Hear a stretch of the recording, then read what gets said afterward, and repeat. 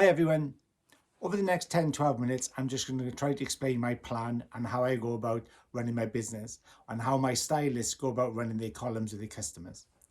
First of all, there are 4 measures, something we use all the time in the business. First of all, we measure our home care, which is really important to the whole look of the business, how the business runs. Then we focus on our rebooking and how many times making sure the client rebooks the next appointment before they leave. The next thing we measure is utilization, and utilization basically means how many appointments do you have and how many do you sell. And the 4th measure is new clients. Now many people focus mostly on the number 4, which is new clients, but with me and my team and my business, the way we run, we focus mostly on number 1, which is your retail. So many people see retail as an add-on service or something you do at the end of a service. Do you want to take some home care? Have you ever heard yourself asking the question, are you okay for products today? Do you need anything? If you find yourself doing that, you're probably guys have into a rut or into a habit. And they're the things that can be like destroying your business. I think one of my mentors once said that when they watch hairdressers around Europe and around the globe, they see them not picking up the money which is all around them. They're walking over the money. They're leaving lots of money on the ground. I love that expression, that the fact that you're working in an environment and there's lots of money on the ground, that's all you got to do is pick it up.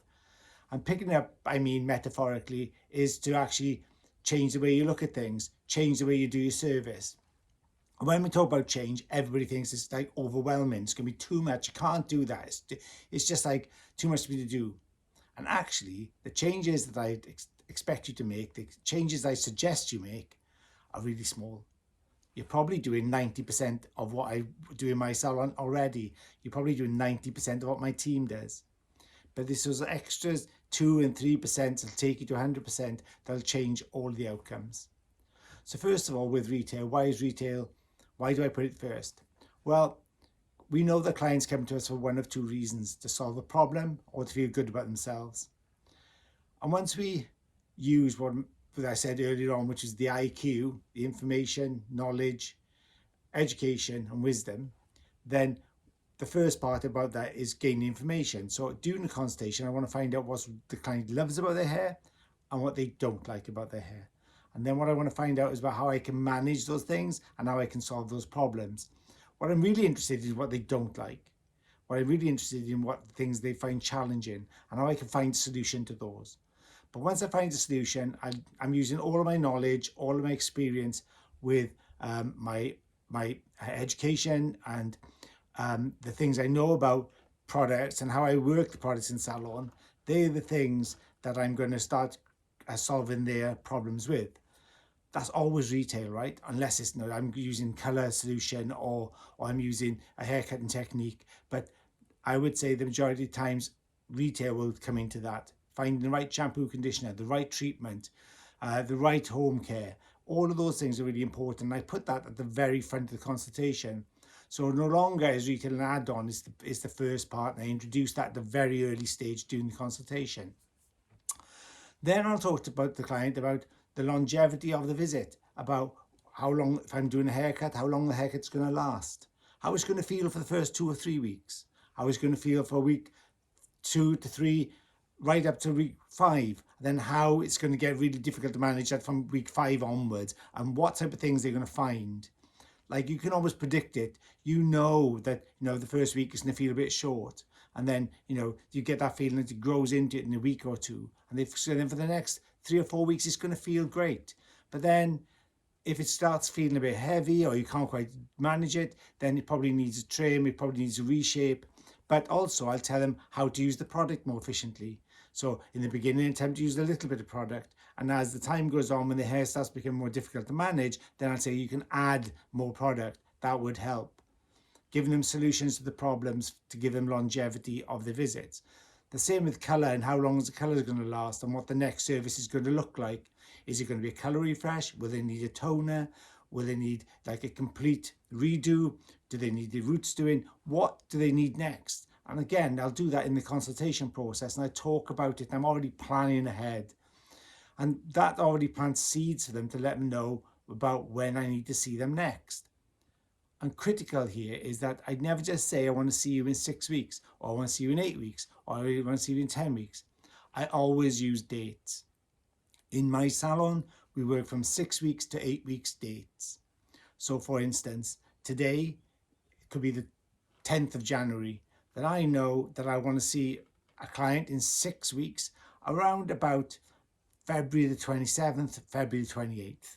That will take me about 6 weeks ahead, and that's when I want to see my next client.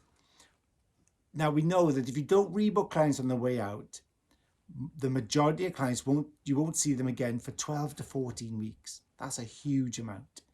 So what I do with my team is make sure that we use the dates and use the consultation process to get the rebooking in. And we rebook in before they've even left. They're even talking about dates when they'll see them next. I'm already planting that seed. And that's really important, because at the end of the visit, I remind them, oh, so I remember I want to see you at the 24th or 25th of February. And they'll, oh yeah, that's right. And then that will ring a bell. If I said to you 16th of January, or if I said to you the 21st of June, you probably think, oh, right, I'm on 21st of June. I know somebody's birthday, or I'm on my holiday, or I'm doing something. So you have a huge relevance to mentioning things like dates, which is really simple, but a small measure, but it goes such a long way. So, but if you said to someone, oh, I see you in 8 weeks. Well, when is 8 weeks? How long is 8 weeks? What is 8 weeks? I don't know. You know, like it's out there in ether. But when you're using dates and you're using times, it's specific to that customer or that client, they will know that they've got a holiday, or they've got time off, or they're working, or they've got the shift patterns, or whatever they need to do. They can then start focusing around that date, knowing. And sometimes, not all of my clients rebook, not all, you know, I would say, but I always have over 70% rebooking. So out of every 10, 7 will rebook. But for the 3 people that don't, I always write it on a card to say that you are due on this date. And I'll tell them, keep it in your purse or put it on your fridge at home. So they have a constant reminder about when they need to come and see me. So that's a really small thing that you could do during the consultation. First of all, I'll just recap. Find out what their problems are and solve them. That's really important, to get that information. Get as much information as you can about why they're there to see you. Are they there to solve the problem? Are they there to feel good? That's really important. And then you can build your service around it. Then you want to use all your knowledge. So that's using your knowledge about color, cutting, what's going to be suitable, face shape. Talk about all those things. Show them examples. Show them things on your Pinterest board. Show them things on your Instagram. On files you might have saved. Show them the things you're working on that they might be suitable for them. That's really interesting as well. It's interesting to the client to know you're thinking about them that way. I mean, often I correspond with my clients, and if I see something that'll suit a particular client, I'll send them a picture. I'll say, hey, I'm just thinking about you. What about this for next time? Those little details go a long way. So it's just a way to add on. I'm thinking about you, right? I'm thinking about you even when you're not with me. So I file those things in my phone or on my laptop, and I keep them until my clients come in, and then we can discuss them in detail. And while I'm talking about it, and then I'm educating them. I'm using my knowledge to educate them about why I want to see them, what the meaning of the cut's going to do for them, what the colour's going to do for them, how it's going to improve their look, and how they're going to feel much better after it. And at the end, they say about wisdom, and people always ask me about the wisdom part of IQ. What is wisdom? Well, wisdom is the difference between knowing what to do and doing it. So it's okay doing the information, knowledge and education, but unless you're doing all of those things, you can't really impart wisdom. And wisdom comes to you from executing those things really well. And that's what I find really, really important, that we do those things consistently. It's like anything else, like training. If you're doing weight training, or you're training for a marathon, or you're doing some sort of fitness program or weight loss, the most important thing is consistency, is doing those same things every day and making the right choices, making small changes, not having that extra shot in your latte, or not having that packet of crisps or those chips that you want to have just for a snack. It's having an healthier option, having some fruit instead, or whatever if you're on weight loss, or making sure when you feel tired and you get out of bed that you get the miles in if you're practicing for a marathon. It's the same when we come to work, right? And it's the same that you don't always feel your best, but it's the consistency, and it's knowing that you have these good habits that will keep you in a good place. And what I want to do is stop us having those great days and bad days, great days and bad days. I want you to turn your great days into even better days. And I want the bad days to turn to good days, just because we underpin it with consistency. And I think that's really important, to be being consistent with each and every customer. What's really important is that you may have regular customers, you may have a lot of regular customers, and sometimes we neglect those and we don't think about them quite the same. And I try to say that all of my customers, I treat them like a new customer every time. So I have to rethink. I have a client who comes to me weekly, or I had several clients who come to me weekly, and on every visit I make sure that my consultation is on point. I want to find out how she managed it last week. How long did it last?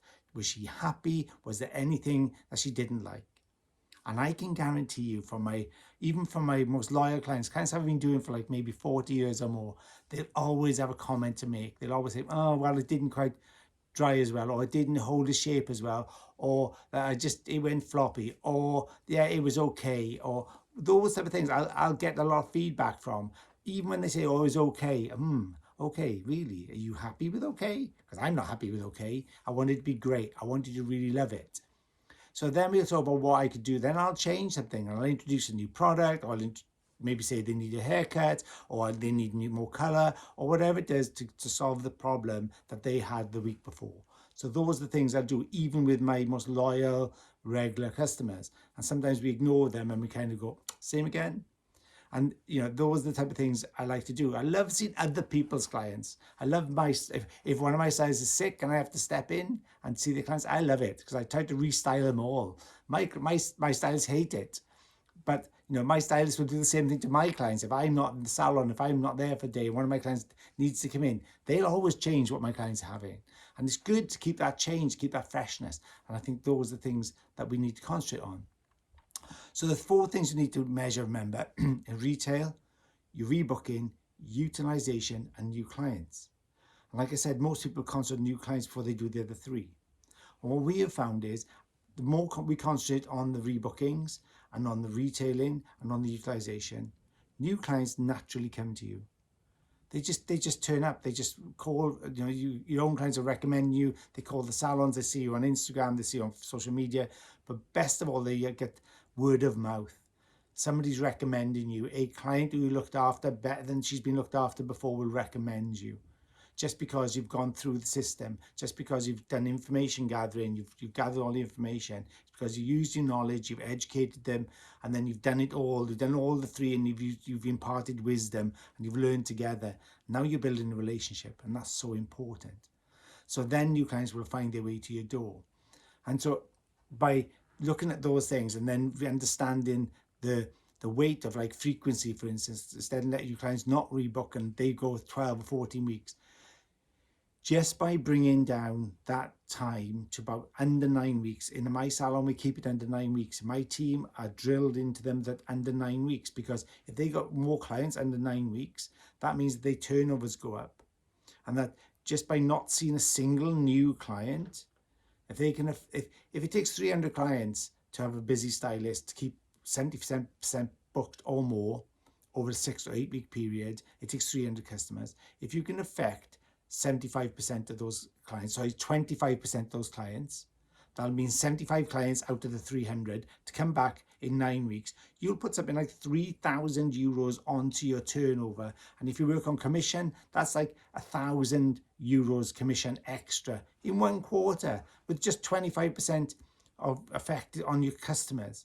So just 25% of the customers changing their frequency from 12 weeks to under 9 weeks. That would have a massive difference. And if all the stylists did that in one salon, can you imagine the difference you'd have in the salon? Clients I've worked with who've got like 5 stylists and they've managed to do that in such a short time, I've seen the increase of over 25,000 euros without seeing a single new client. That's like mind-blowing, right? That's just because boof. And these things, these little tiny things that we do, add up to a lot. And I think that's where we need to be concentrating. It's not about going on an educational thing to learn a new haircut, which is great and it keeps you refreshed and it makes you motivated. But that lasts a short time. It's about being consistent and having a system in place. And the system I recommend is to make sure that you're leading with your retailing, making the retail the biggest part of the visit, the biggest part of the journey, talking about the retail and talking about what it means to the hair, what it means to the colour, what it means to the texture, what it means to the condition, all those things, and solving problems to them. Then it's about rebooking and make sure they rebook with you. Then it's about managing the utilisation, knowing when you've got free time, knowing, and if you have got free time, what are you doing with it? And if my team have free time, if they're 80% utilised, they have out of 100 spaces, 100 appointments, and they got 20 free at any one time, I want to know what they're doing with those 20 appointments. Are they educating themselves? Are they helping others to be educated? Like my young team, are they educating the young team? Or are they working on their social media? Are they looking how they can reach clients, how they can they follow up on things, on people they maybe haven't seen for a while? Can we do our marketing towards those customers? That's what we use that down space for. Not for them to be sitting in the back rooms or in the offices on their phones, getting bored. So you want them to be productive at all times. And that's the way I would look at it. And that's the way I'd look at the business as a whole. So it's about stopping the rebounding. I just seen on social media, it's at the moment, it's like just after Christmas. I've just experienced a really, really busy Christmas. I look on social media and somebody's saying, oh, if you've got dead spaces over January, this is how you solve the problem. Actually, we haven't got dead spaces over January. We planned January before Christmas. We were already rebooking people for January. Now, busiest time, December. We took so advantage of it. Now, even January is as busy, or not quite as busy as December, but way busier than most of the salons, because my team were already working on that before Christmas. They were rebooking for it in November. So they were going beyond the December bookings. And when December came, we made sure we booked for January and February. So I know going forward that my business has always been looked after. They know they're protecting their wages. They know they're protecting their income. They know they're protecting their customers. And if you love it that much, that's what you do to protect it. So you ask yourself a question. What do you love so much that you want to protect? Is it your family? Is it your work? Is it a hobby you may have? How can you protect it? How can you have more? Do you want more time? Do you want more money? All of those things you can do by just having a simple system, 4 measures in place that'll take you a long way. There's so much more I could talk to you about, because once we get into those measures and we could get down to the nitty-gritty of it all, then we can go into pricing. And instead of going, when do I have a price rise? You can follow the system and know when you look at the measures and over a 3-month period whether you should have a price rise or not, whether you should promote somebody within the team, whether they go to the next price level, and we should talk about price banding. And so they are the things that become more important. But first of all, we start with the core things of measuring your retail what week and what's acceptable and what's unacceptable for the team. Measuring your rebookings for the week for what's acceptable, what's unacceptable for the team and for the salon. Then you want to look at the utilization and how busy they are, and they are responsible for that, not you. So that puts them in the position where they get to control it. And then you look at new clients, how you generate new customers. They're the 4 things that I would look at as a business owner to start my business, and do that consistently. Start off on a daily basis, go to a weekly basis, then monthly. And after monthly, you go to quarterly. And once you start building up the figures for a quarter, that's when you start looking at your pricing and how you should be increasing your pricing. You know, and I know most hairdressers I ever deal with, they're always too cheap. Believe it or not, we don't charge enough. And I think we are really, really fearful. Oh my God, if I charge what, somebody's going to leave, or the salon down the road is cheaper. Doesn't really matter. I promise you, it doesn't matter. So I would love to see you come to one of the courses we run. I have loads more information like this, but it usually lasts a whole day, not 15 or 20 minutes. And I'd love to see you at any of the seminars I run or any of the programs I run. I often incorporate this into my cutting seminars. So if I'm doing a cutting seminar and you see me advertise for cutting, then I'll be talking to you about business while I'm cutting. It's not just about the haircut, okay? It's about everything else we do around the haircut. The haircut will be making you feel refreshed for a week or two, but understand the system around the haircut, what makes it work, will actually give you longevity. It turns good stylists into great stylists. It turns great stylists into superstars. And that's what I love to do with my team. I love to build them. I love to watch them grow. I love them to become successful in their own right. And I'd love that for you too. So when you're ready, go to joico.eu/education and sign up for one of the courses we run there, whether it be cutting and colouring, and if I'm on board, you know you're going to get a little bit of business thrown in as well. So I'm Ijan Davies Emrus, part of the European Design team for JOICO, and I hope you've enjoyed a little bit of the 4 measures using IQ. And I shall speak to you all again soon. Goodbye.